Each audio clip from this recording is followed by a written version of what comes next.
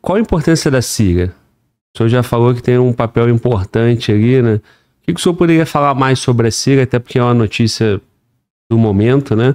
A Síria que teve bastante no noticiário ali em 2011, com a questão do Estado Islâmico e tal, e aí agora nós temos o momento, né? Que é a derrubada do ditador ali, né?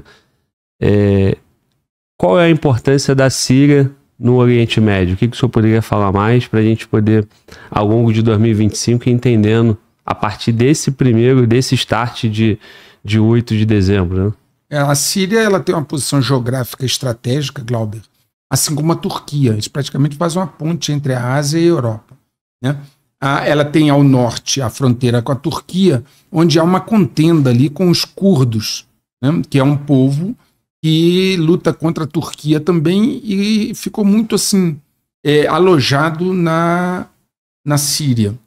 A Turquia, basicamente, o problema dela com a Síria foi desalojar os curdos. Eles questionam uma parte do território da Turquia.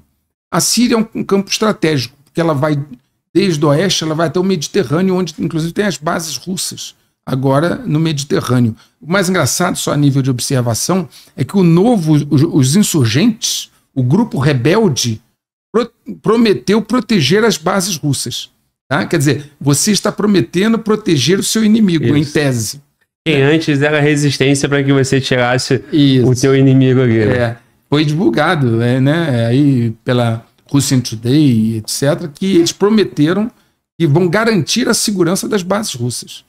Bom, voltando à Síria, as supply chains, as linhas de suprimentos passam pela Síria, pela posição geográfica dela. Ela, ao norte, tem a Turquia, e ao sul, ela tem ali o Iraque e tem também Israel, as colinas de Golã, que inclusive Israel invadiu agora já as colinas de Golã, que era uma área desmilitarizada, para servir como um amortecedor entre a Síria e Israel. Então a posição dela é muito importante, ela é um centro dentro do Oriente Médio. E mais importante, ela tem acesso ao Mediterrâneo, que do ponto de vista estratégico para uma operação de combate, é essencial.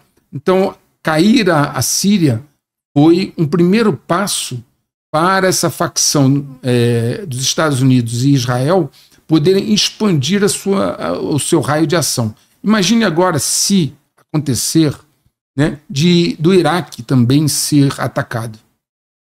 Está ali, do lado. O Iraque está totalmente desorganizado faz muitos anos. Né?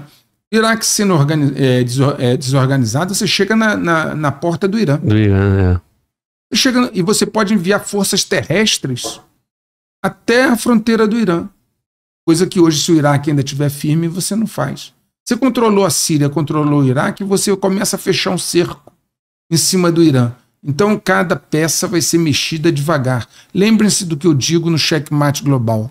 A cada dominó que cai, ele empurra outro para a queda seguinte. Estratégia é assim. Você mexe aqui, já prevendo a queda da peça seguinte. Você pensa 8, 9, 10 lances antecipadamente. E é assim que está sendo feita essa mexida no tabuleiro do Oriente Médio. Então, aí Israel precisava dessa queda. Sim. Porque o Israel tem tido dificuldade com o Hezbollah e com o Hamas. E com os Houthis. Né? Você vê, olha, aquelas coisas assim, nós precisamos ter a visão, como eu disse, do analista. Quando houve aquela questão do Hamas, todo mundo falou assim, pô, Israel em uma semana destrói o Hamas. Imagina um país altamente tecnológico como Israel, melhor serviço secreto do mundo e tal, em 10 dias ele acaba com o Hamas e liberta todos os reféns. Passou mais de um ano, ele não conseguiu ainda derrotar o Hamas e nem trazer de volta os reféns. Lutou contra o Hezbollah agora, enfraqueceu muito o Hezbollah, mas o Hezbollah ainda estava oferecendo resistência lá até fazer o cessar-fogo. Netanyahu fez o cessar-fogo porque não tinha como vencer. Você faz cessar-fogo com alguém que você já pode vencer rápido? Você não faz. O resto é narrativa. Os Houthis lá no Iêmen, longe pra caramba, um país pobre, mandam mísseis que vão até Israel, até Tel Aviv. O Hezbollah mandou mísseis em Tel Aviv. Nós temos um outro problema da navegação marítima, né, ali no Mar Vermelho. E, cara, os Houthis atacam os navios que passam ali. Eu mostrei no vídeo também, o 143. Né? Os caras estão atacando navios da Marinha dos Estados Unidos, destroyers. Atacaram até porta-aviões. E ninguém segura os caras. Né? A França, Inglaterra e Estados Unidos, com forças navais ali, não conseguem anular os Houthis, que são um grupo rebelde que tomou parte do Iêmen e que tem uma tecnologia de mísseis que o Irã deu, obviamente. Inclusive, no 143, eu mostro o depoimento de um especialista americano, né? E cito lá, como eu sempre faço, cito a fonte, cito a fala dele, onde ele diz que ele está pasmo com a capacidade dos Houthis de atacar navios de guerra dos Estados Unidos, França e Inglaterra. Num vídeo anterior, se vocês lembraram, sei lá, uns 7, 8 vídeos atrás, eu mostrei o comandante de uma fragata francesa dando um depoimento que eles tiveram que ir embora, que eles não tinham mais condição de combater os Houthis. Então você veja, Israel tem Hezbollah, Houthis e Hamas. Não estou contando o Irã, certo? Uma situação complexa. Israel precisa atrair os Estados Unidos para o combate, porque nem a economia de Israel aguenta esse esforço de guerra por tanto tempo. Israel tem 9,5 milhões de habitantes. Né? Então você tem o esforço de guerra, você tem o cansaço das tropas que vão se desgastando. Cada vez que os parentes dos reféns que não foram trazidos de volta protestam, é um novo problema. Né? O governo de Netanyahu já teve várias baixas. Tem dificuldade com a propaganda da Europa também. Exatamente, a ONU batendo duro, né? O tribunal condenando o Netanyahu, países europeus dizendo se o Netanyahu vier aqui, nós vamos prender, porque tem uma condenação. Então, o Israel precisa rapidamente, é a única saída de Israel, rapidamente fazer os Estados Unidos entrar de forma quente na guerra. E a maneira de fazer isso começou pela eleição do Trump e agora seguindo o tabuleiro da maneira que nós colocamos. Agora, essa dificuldade com os Houthis, porque não querem de alguma forma ter uma... Porque qual é a lógica disso, né? Um porta-avião americano recuar, né? Atacar um porta-avião americano? Pois é, porque na verdade, assim, porta-aviões são bons para projeção de poder. Okay? Como projeção de poder, bombardear um avião, sair para bombardear.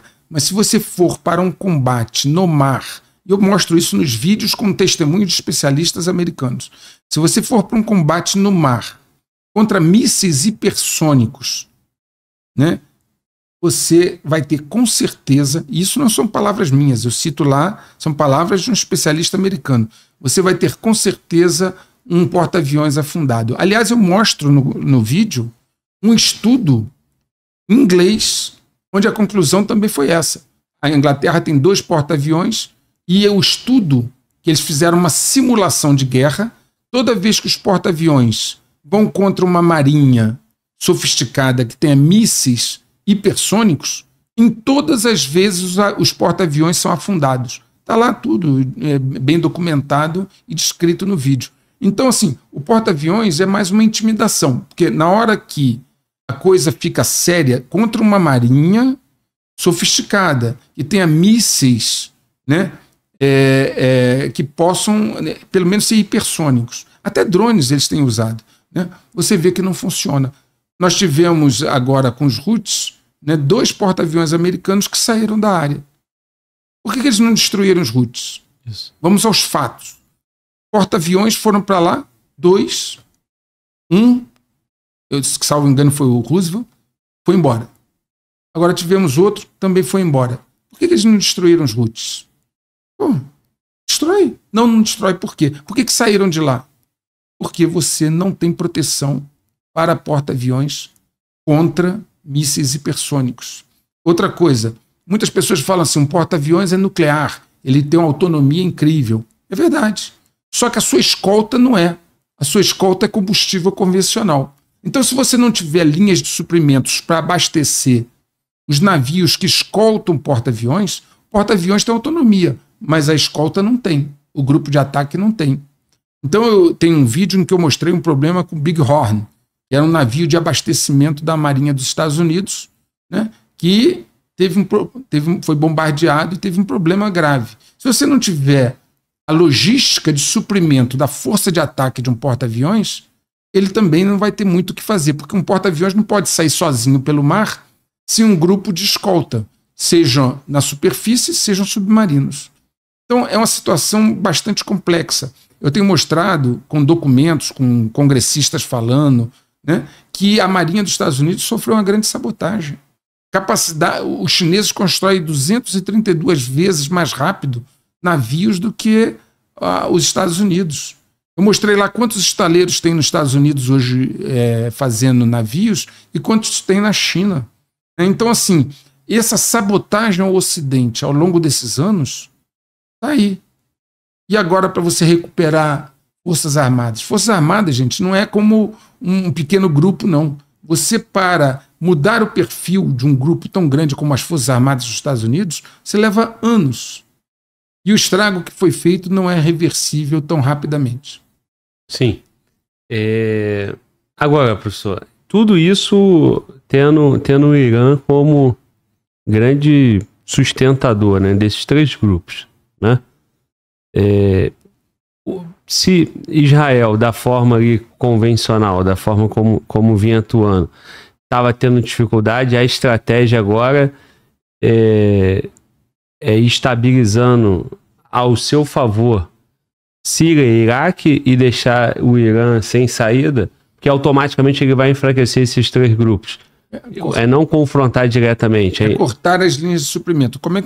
Por exemplo, como é que você entrega do Irã, entrega armas para o Hezbollah no Líbano, sem passar por todos os Iraque e Síria. Então, se você não faz chegar armas ao Hezbollah, se você não faz chegar armas ao Hamas, eles não vão lutar com o estilingue. Então, inicialmente, a estratégia é uma estratégia de sufocação de linhas de suprimento. Okay? Por exemplo, se você tem uma situação de uma força insurgente, você corta o fornecimento de munições e armas para ela é insurgente em quê? Então, inicialmente, a estratégia é sufocamento das linhas de suprimentos. Depois, ocupação de territórios e isolamento do Irã. Esse é o caminho que eles vão seguir. Em contrapartida, as notícias que estão chegando é de que o Irã vai acelerar o seu processo nuclear. Okay? Já foi documentado que eles estão instalando novas centrífugas nucleares, estão aumentando o enriquecimento de urânio, porque eles percebem que sem armas nucleares eles não vão conseguir se defender. Outra coisa, Glauber, dentro dessa estratégia é muito comum primavera árabe, ou seja, você gerar uma revolução interna. O Irã está sendo fragmentado. Hoje a operação de núcleo, esse mesmo pessoal que fez essa na Síria, eles estão gerando grupos de oposição dentro do Irã. O Khamenei, Ayatollah Khamenei, que é o líder máximo do Irã, está num processo pessoal decadente. Então ele deve passar o poder para o filho dele no ano que vem. E aí talvez esse seja um momento estratégico de questionamento ao poder do filho, etc. Então, o financiamento e a promoção de revoltas internas sempre foi uma arma. Foi feito na Tunísia, foi feito na Ucrânia em 2014. Em 2014, na Praça Maidan, foi uma operação contra um presidente eleito. O cara tinha sido eleito democraticamente, o cara pró-Rússia. Foi ali que começou a confusão em 2014, quando se deu um golpe num cara democraticamente eleito, né? Então nós estamos tendo agora uma agitação na Geórgia também, porque a Geórgia está tendo um governo pró-Rússia, começou uma agitação. Então vai ter uma agitação no Irã também.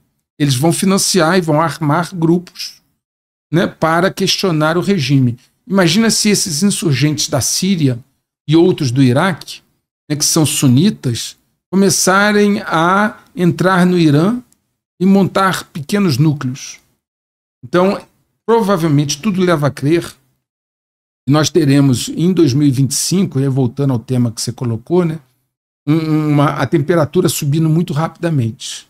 Muito rapidamente. Eu quero lembrar a todos vocês que existem países muçulmanos que já têm armas nucleares e mísseis. É o caso do Paquistão, né? Então, o Paquistão tem mísseis e armas nucleares. Como é que o Paquistão vai se colocar nessa situação?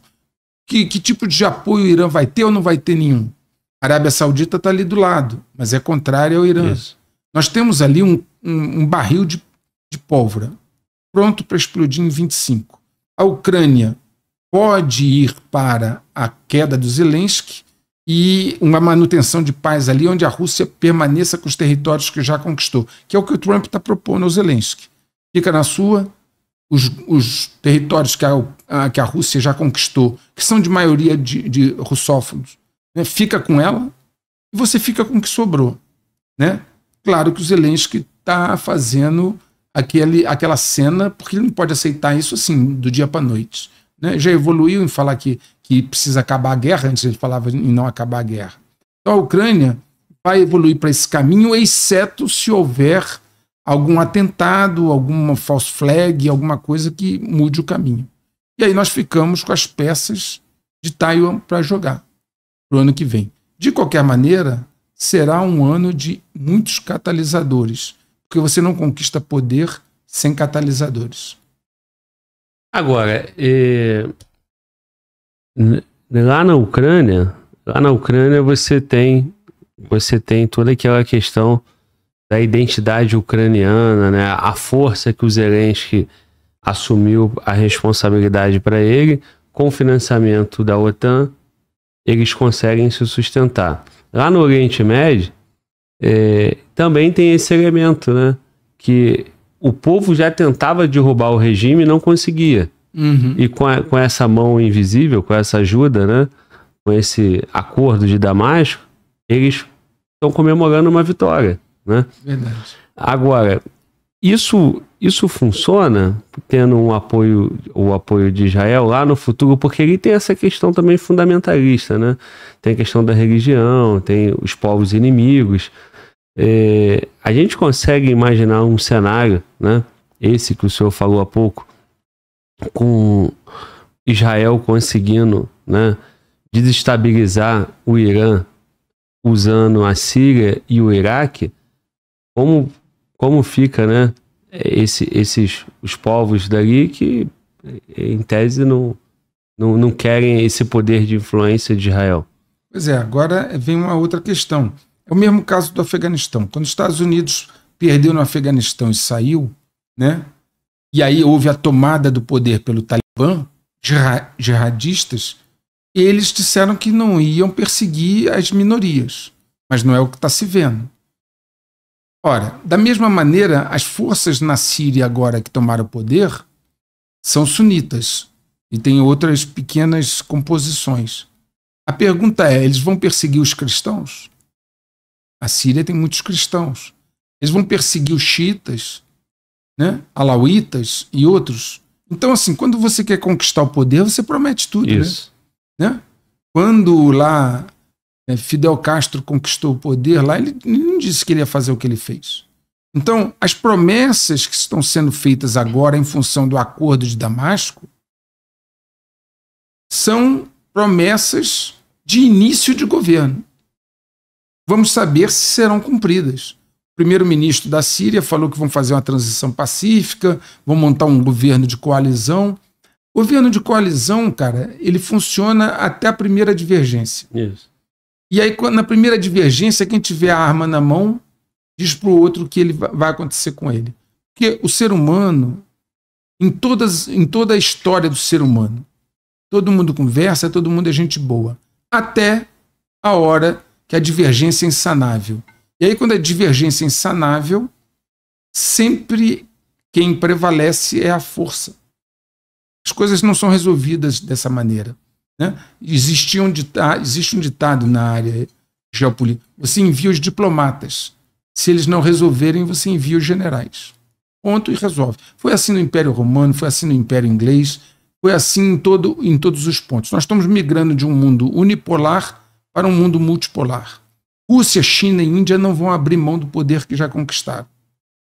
Por outro lado, Estados Unidos e Europa querem manter. Estou falando em termos de países para facilitar. Na verdade, são facções DGs. Certo? Eles estão numa disputa.